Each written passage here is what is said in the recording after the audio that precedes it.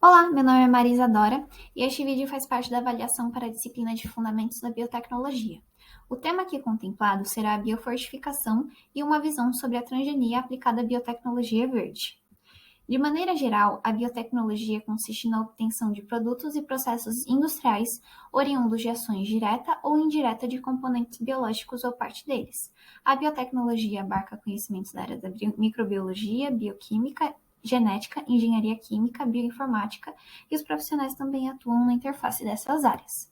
Na área agrícola, o atual momento da demanda por biotecnologias deve ser analisado como um requerimento da agricultura estruturada, como é o agronegócio, cujo maior desafio consiste em suprir o crescente mercado interno e manter uma competitividade com o mercado externo. Uma outra oportunidade surge na utilização da biotecnologia para o meio ambiente, pela necessidade de seleção de plantas e também de micro-organismos, na descoberta de genes e moléculas de maior valor econômico.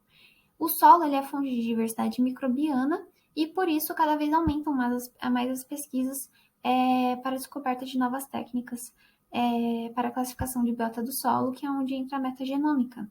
A biotecnologia ambiental é uma alternativa precisa e eficaz para enfrentar os desafios cada vez maiores da degradação do meio ambiente, podendo atuar em 3 momentos: na prevenção, no monitoramento e também na restauração do solo e dos componentes vegetais. Nesse sentido, sobre o que trata a biofortificação, a biofortificação agronômica ela tem sido utilizada como prática complementar para tornar as culturas vegetais ainda mais nutritivas.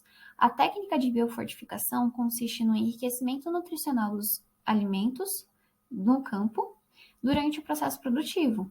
E isso pode ser feito basicamente de 2 maneiras: o melhoramento genético, o qual recebe o nome de biofortificação genética, e através do manejo do solo, como é a adubação, e que é chamada de biofortificação agronômica. Primeiramente, podemos explicar a biofortificação agronômica, que tem sido utilizada como prática complementar para tornar as culturas vegetais ainda mais nutritivas. Essa técnica ela é baseada na aplicação de adubos minerais e na melhora da solubilização e da mobilização dos mesmos. A administração de fertilizantes ela é simples e de baixo custo. Sua viabilização depende de vários fatores, incluindo a composição do solo, a mobilidade do mineral no solo e a capacidade da planta de armazená-lo nas partes comestíveis. O uso de fertilizantes como o iodo, o selênio e o zinco, que são minerais móveis no solo e em plantas, eles aumentam eles têm sua concentração aumentada em cereais e leguminosas a partir dos métodos de adubação. E essas técnicas, elas se baseiam no tratamento de sementes, na aplicação foliar ou na própria adubação via solo mesmo, que são melhores exploradas com métodos de aplicação de biofertilizantes, e um exemplo disso é a inoculação de fungos micorrízicos, e também tem a rotação de culturas e a irrigação. Para exemplificar, podemos apontar a importância do uso de selênio no campo agrícola. O selênio é um elemento considerado escasso e com distribuição bastante regular na crosta terrestre. O seu teor no solo ele depende também do regime hídrico de cada região. E o selênio ele pode aumentar e melhorar o estado nutricional das pontas vasculares. Em áreas com a biodisponibilidade de selênio baixa, uma alternativa é a suplementação via fertilizantes.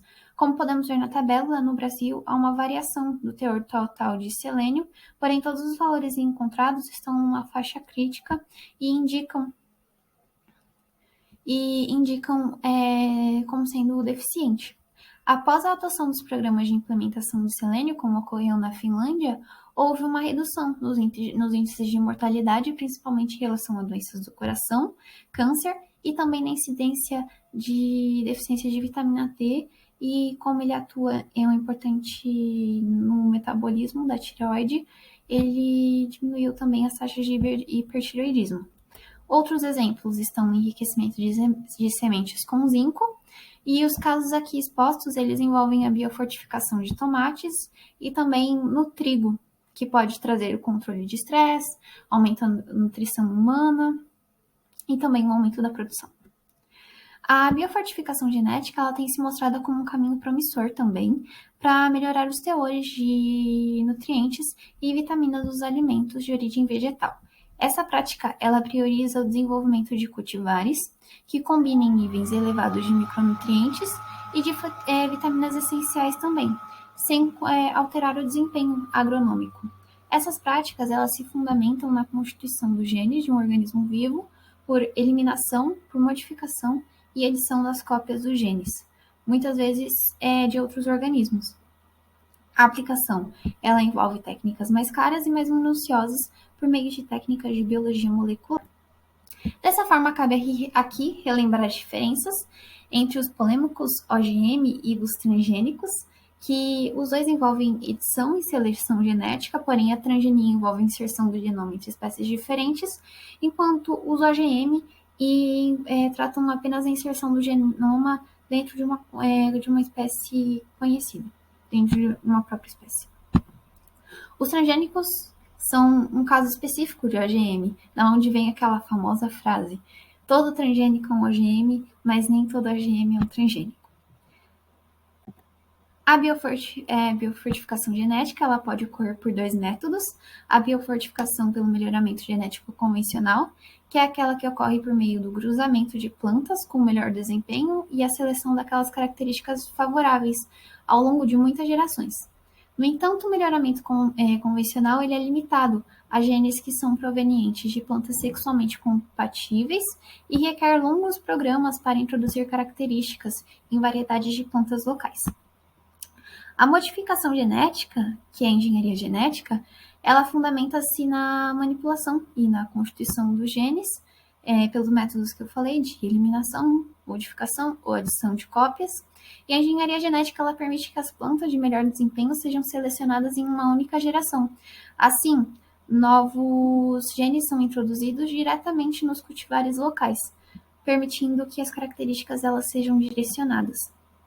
A partir dessa tabela, nós podemos observar que a engenharia genética ela vem sendo amplamente empregada. Podemos ver o caso do milho, que tem os níveis de amilopectina potencializados, né, podendo chegar a 85%. E, além disso, nós podemos observar que as novidades de tesouras moleculares elas têm sido utilizadas amplamente para aumentar a eficiência da qualidade das espécies vegetais.